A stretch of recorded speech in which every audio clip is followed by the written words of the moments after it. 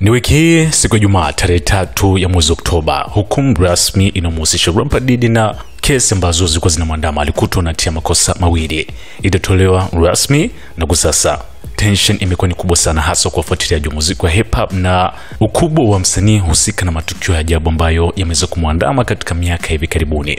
Sasa kuelekea hukumu hiyo rasmi, waendesha mashtaka upande wa serikali wamemwandikia judge barua rasmi wakimtaka rapper huyo afungwe zaidi ya miaka 9, yani kwenye hukumu ambayo itatolewa. Na sio hivyo tu, kesi moja watu ambaye alimhusisha Diddy kwenye shtaka moja wapo ambalo alikutwa na hatia amemwandikia judge barua rasmi akihofia maisha yake, ni usalama maisha yake pamoja na watu wengine ambao ni waathirika katika matukio ambayo aliyofanya Diddy. Judge Subramanian tayari amekwisha kupokea barua hizi mbili. Barua ya kwanza waendesha mashtaka imesomeka kama hivi: katika kesi hii na wakati wote wa kipindi cha majuma 7 usikilizwaji, mahakama hii imeona ushahidi mkubwa unaonesha uhalifu wa mshtakiwa uliofanywa kwa zaidi ya mwongo mmoja. Katika kesi, mshtakiwa alipinga kwamba serikali ilikuwa imethibitisha baadhi ya vipengele vya makosa ya shirikisho aliyoshtakiwa, lakini kwa kiwango kikubwa alikubali mwenendo wake: ukatili, unyanyasaji wa nyumbani, matumizi na usambazaji wa dawa za kulevya na hongo. Mshtakiwa hatahukumiwa kwa makosa yote ambayo aliachiliwa huru, lakini adhabu kwa makosa aliyopatikana nayo inapaswa kuzingatia namna alivyofanya. Makosa yake ni makubwa na yamewahi kupelekea hukumu ya zaidi ya miaka 10 katika kesi nyingi kwa washtakiwa wengine ambao ni kama Sean Diddy Combs. Walijihusisha na ukatili wa kuwaweka wengi katika hofu. Kwa kuzingatia kesi hizo za ushahidi uliothibitishwa uliowasilishwa mahakamani, mahakama hii inapaswa kutoa hukumu isiyopungua miezi 135 kifungo. Kipindi kirefu cha kifungo pia kinahitajika katika kesi kwa sababu mshtakiwa hana majuto. Cha kushangaza, wakati wa kesi mshtakiwa alikiri vitendo vyake vya ukatili na unyanyasaji, lakini sasa anadai kuwa waathirika wake ndio napaswa kubeba lawama.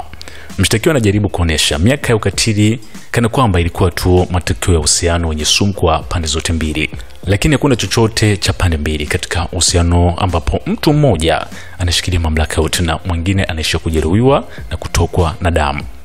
Sasa barua ya Kelsey Ventura aliyekuwa mpenzi wa rapper huyu na mengi ambayo tayari tumekwisha kueleza hapo mwanzo ama ilichukua nafasi kabla ya usikilizaji wa kesi na hata kipindi cha ushahidi, alimwandikia Judge Subramanian barua hii ambayo nakusomea hapa.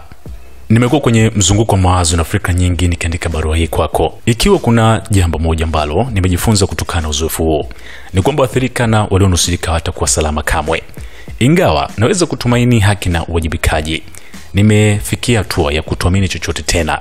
Natumaini kwamba uamuzi wako utazingatia ukweli uliopo ambao baraza la majaji lilishindwa kuona. Kwa siku 4 mwezi Mei, nilikuwa na ujauzito wa miezi 9 na mwanangu. Nilitoa ushahidi mbele ya mahakama iliyojaa watu kuhusu sura yenye maumivu na hofu zaidi katika maisha yangu. Nilishuhudia kwamba kuanzia nikiwa na miaka 19, Sean Diddy Combs alitumia vurugu, vitisho, dawa za kulevya na udhibiti juu ya kazi zangu, kuniteka kwa zaidi ya mwongo mmoja na mateso. Alinishurutisha kufanya mara kwa mara vitendo vya ngono na wanaume aliowalipa wakati wa hafla za siku kadhaa za freak-offs ambazo zilikuwa karibu kila wiki. Nililazimishwa kuvaa nguo za ndani na viatu virefu, nikaambiwa jinsi hasa ya kuonekana na nikalishwa dawa za kulevya na pombe ili waweze kunidhibiti kama kikaragosi. Matukio yao yalikuwa ya kudhahirisha na ya kuchukiza, yakiniacha na maambukizo, magonjwa na siku nyingi za uchovu wa mwili na kiakili kabla hajadai nirudie tena. Vitendo vya ngono vikawa kama ajira ya kudumu kwangu, vilivyotumika kama njia pekee ya kubaki kwenye neema zake. Nilishuhudia kwamba nilijifunza kusoma alama za Sean Diddy Combs, nikijua kwamba aliposema juu ya freak-offs alikuwa akivitaka na kwamba kukataa kulimaanisha adhabu, kupoteza gari langu, simu yangu au hali mbaya zaidi. Alidhibiti kila kipengele cha maisha yangu na alitishia kuharibu heshima yangu kwa kuvujisha kanda za ngono, tishio ambalo alirudia mara kwa mara. Nguvu zake juu yangu ziliwa uhuru wangu na uwezo wangu wa kujitambua hadi nilipohisi sina budi ila kutii.